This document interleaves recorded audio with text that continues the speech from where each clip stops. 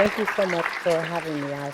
I am currently on a 7-day, 5-state book tour. You notice that means we're moving fast. And Atlanta is the last state before I go back home, work at home for a week, and then go back out. And it just is amazing that I would culminate here. You know, such a spiritual place, such a place of soulfulness and meaningfulness. One of those places that as soon as I land, I start remembering everything that made it sacred the last time that I was here. So thank you guys for having me. I appreciate it. And seeing old friends, and again, and just kind of taking measure of life and how it's moved forward and how it's evolving. I'm grateful. Thank you for having me. Thank you for allowing me to contribute to the conversation. It's a necessary conversation. We talk about abundance, and most people think that abundance is singularly focused. It's around just financial prosperity. And I wrote the book Abundance Now because, after The Secret, I wrote No Matter What. And No Matter What was about building your bounce back muscles and turning your crawl into your walk. And how do you turn a crawl into a walk, right? How do you get back up and bounce back? And in the last 6 or 7 years, I've been interviewed so many times. I was interviewed 155 times in a 5-month period. And a lot of people want to know, how did you go from being on government assistance to running a multi-million-dollar company? How does that happen? And I kept trying to answer in sound bites because I was being interviewed. And I realized it's not a soundbite conversation, and that it requires being unpacked and opened up and a journey. It wasn't just all about technique. It was about spiritual awareness. It was about being willing to get back up one more time when I got knocked down. It was about being willing to walk alone at times and be the only person to hold my vision because no one else got my vision. You guys know what I'm talking about, right? Yeah. And so I realized that I wasn't doing anyone any justice trying to have the conversation fast and trying to squeeze it in a networking session or squeeze it in an interview, that I can give you the highlights, but if you really wanted to know, we needed to have a deeper dive. And so I wrote the book Abundance Now, and I didn't expect to write the book. I was complete after Chicken Soup for the African American Soul, right? And then I did Chicken Soup for the African American Woman's Soul, and then I was in The Secret, and then I did No Matter What. I was kind of complete. Okay, I did that, checked that off my list. Writing a book is like having a job, and I'm cool. I'm done. But then it just became very clear that my life, the requirement on my life, was asking me to leave breadcrumbs. How? I'm that same woman that in 1994 I was on public assistance. And by many people's standards, I'm not supposed to be where I am today. No one thinking bad for me, but it's not the trajectory we think we're going to have. And so when I look back and I go, how did I go from public assistance to 2 years ago I took my company public? I'm the only woman in the only company in the self-development industry to have my company on Wall Street, and one of 2 African-American women founders of a publicly held company, Kathy Hughes being the first.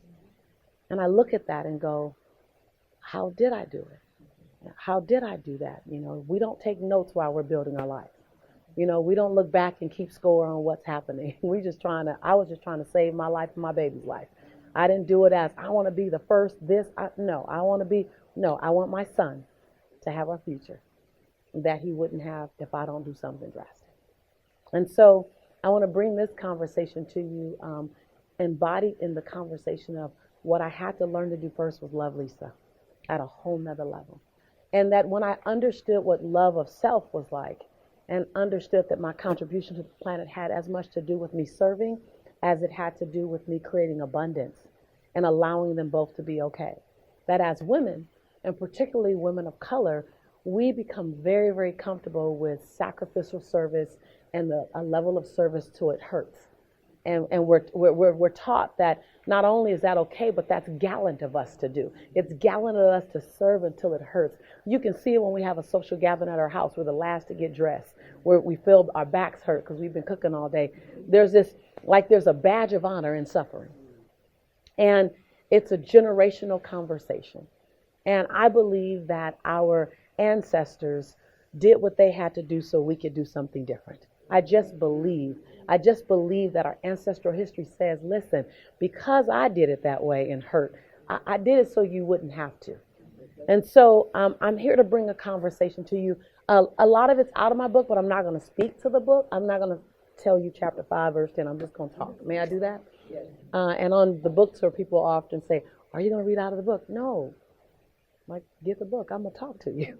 Like, why would I do that when I have you right here and you have me right here? Like, let's have a conversation. There are 3 myths about abundance. One is that it's for those people over there that look like that live over there, that have that background. And here's what I know about the truth, that once you know the truth, you can never unlearn the truth. Now you just have to choose to live like you know it, but you never get to unlearn it. That's why we say, I know better, because we know the truth, and then we know what we're doing. And so abundance is not just for some people of a certain hue or a certain geographical origin or a certain background. Abundance is all of our birthright. Like, because we were born, we have breath in our body, that your past does not in any way, shape, or form equal your future. Like, it doesn't matter where we come from. It doesn't matter the story. It doesn't matter the experience. What matters is, what do I choose to do with that? Is it fuel for me? Is it feeding my soul? Is it feeding my future? Or am I using it as my story to not play big in the world? And then the second myth is that abundance is singularly focused. It's just about money, or it's just about possessions. That couldn't be further from the truth. Wealth is about possessions and money. Abundance is a 360 experience. Abundance is about the relationships you have in your life. That's abundance. Abundance is about your spiritual awareness, your ability to ground, to forgive, to let go, to release. Abundance has everything to do with that. Abundance is also a physical thing. Abundance in your health, abundance in your body, abundance in your limbs. And then it also is about the money. And that it's okay to understand that money is a dignified conversation to have. That it doesn't question your spirituality to say, I want to be dutifully and rightfully compensated for the contribution that I bring to the planet. You like that, baby? She said, now you're talking my kind of language. Right. That we have such an unhealthy relationship to money because we make money measure our spirituality or our level of servanthood. That when you're a servant leader, you should do very well. Let me say that again. When you're a servant leader, you should do very well, because when good people do well, they simply do more good. It's very simple. There's no intense mathematical equation. When good people do well, you're just going to be more of who you were when you didn't have money. If you're doing good with no money, then we need to give you all the money you need so you can do good with money. Come on now, it's a simple truth. But we have a tendency to measure our servanthood, our godliness, our level of give based on the money we make. And I know that personally, and I know both sides of it. Because in 1994, many of you may have heard this before, 1994, I was on government assistance. We were just driving here, and we passed a WIC building. And I don't ever pass a WIC building without paying homage. Never, ever. Because you might not know about that, but WIC is when you have a baby and you can't feed that baby, and they give you free cheese and free milk and free pasta, and you get to make and juice. You make all the macaroni and cheese you possibly can because you got all the elements to make it, and every now and then you throw in a little broccoli if you can afford that. That's not on the program. And we just passed the WIC building on the way here. You know what? Right. And I looked at it and I pointed it out to Carl. I said, Carl, look at the WIC building. I never, ever passed one without paying homage, because I was that mother in line, feeling 2 experiences, a little shame and a lot of gratitude. I was that same mother at the government's assistance line, waiting in line to get my EDT card. Grateful for the food stamps, a little shame, but more grateful. So when I look at my life today, that I'm the CEO of a multi-million-dollar company, that I'm traveling the world, autographing things and inspiring people, that I'm spending weeks in Kazakhstan and Croatia and Germany and Slovenia, places where they don't speak any English. They're calling for me to come and get my message. You can't tell me that good people shouldn't do well. You can't tell me that there isn't a blessing on its way just for you. You can't tell me that there isn't a bountiful life of abundance that doesn't have your name on it. You just can't tell me, because I'm that same student that got no grade higher than a C+ in school. I'm that same student that got a fail in English the last time I took English. You can't tell me that there's not a special blessing for you when I'm on my 7th bestseller. I'm just going to claim bestseller now. Why wait, right? Why wait till the New York Times said? I'm going to tell them my 7th bestseller. You can't tell me I'm the same student that the last time I took a speech class, I got a D-. Your future cannot be determined by your circumstances, by someone else's perception of you. My grandmother says other people's perception of you ain't none of your business. Right? Right? And so you can't be defined by the things that you've gone through. Everything is fuel. Say everything. Everything. Everything is fuel. Everything is fuel. Now, some of it is clear fuel and some of it smells like manure. But you can't grow some good seeds without having manure on it. Like when I wanted to lay my backyard down, my brother said, we got to cover the whole backyard in manure. I said, well, that stinks. He said, but good stuff grows for some things that stink sometimes. And so I just stopped by to ask you, what are you doing with your fuel? How are you using your fuel? Whether your fuel is a health opportunity, that's what I choose to call a health challenge.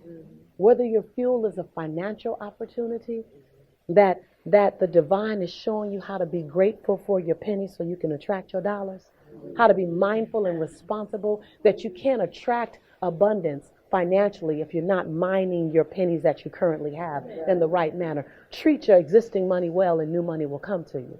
Treat your existing relationships well and you'll attract the best, most high relationships. Now you have to know that when you elevate yourself, when it comes to dealing with people, not everyone's going to come to you. So if you are a woman and you happen to be single and you don't get asked out a lot, don't worry. It's because you've put your bar at a place where they're self-selecting out. That ain't bad. That ain't bad. That ain't bad, right? That's all right. That's all right. Just call it that. Just treat it as a fuel that it is for the woman that you are and the woman that you're becoming. Treat it because it's the way you tell the story that has the impact on you. Your story is either going to be your fortress or your fuel. Your fortress to stand between you and the life you love, or your fuel to accelerate you to that life. You choose how you tell the story. You choose how you allow it to feed your life. I just stopped by to stir your soul a bit. I stopped by to let you know that you're brilliant. Only brilliant people sit in this room and have this conversation. Everyone else wants the highlights from you. Just know that, baby. Just be clear. And so you have to watch out for yourself because your 70% is somebody else's 159%.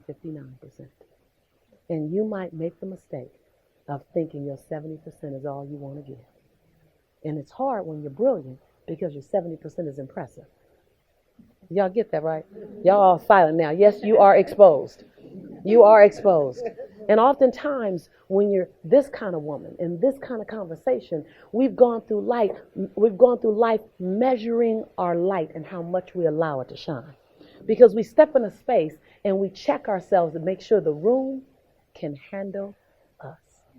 And then we recalibrate. You know, you got the dial. See, you got the dial, and you change the dial to just adjust to the room so the room can take you in. You've been exposed.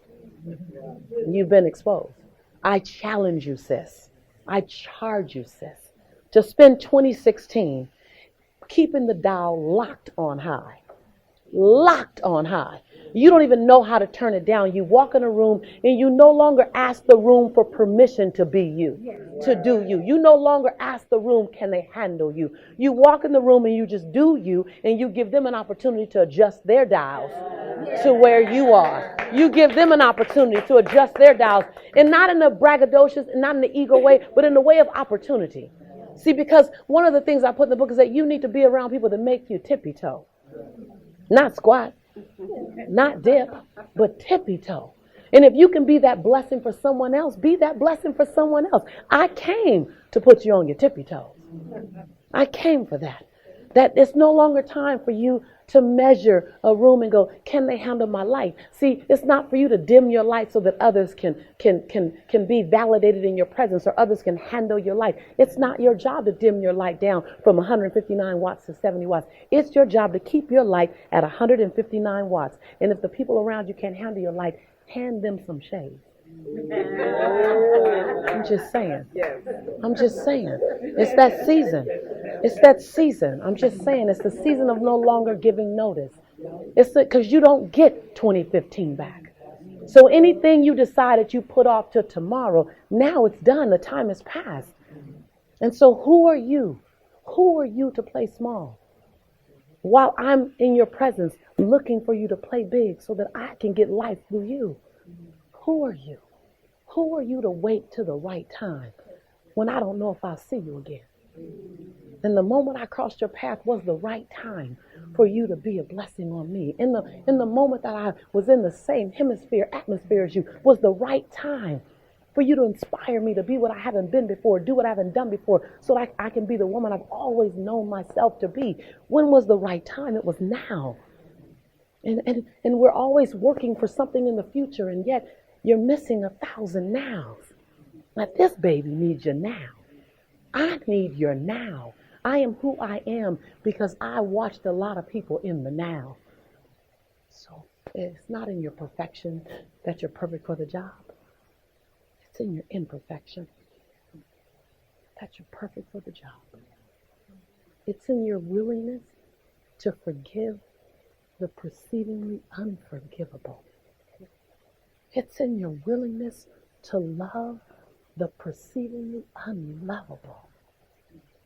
It's in your willingness to let him off the hook, her off the hook, your past off the hook, and soar into your breathtaking future. It's in your willingness to accept the brilliance that you always had, accept the beauty that you always had. It's in your knowing, I woke up enough. I woke up enough. I'm whole and complete before I check any likes on Facebook. I don't, thank you, but I don't need your likes. I woke up liking me. Thank you for your generosity. And I woke up liking me. So yours is extra and bonus. It's, are you willing? I just stopped by to disrupt you a bit. I stopped by to stir your soul a bit. I stopped by to remind you of the woman you've always been, but we tend to forget inside of chaos and drama and survival.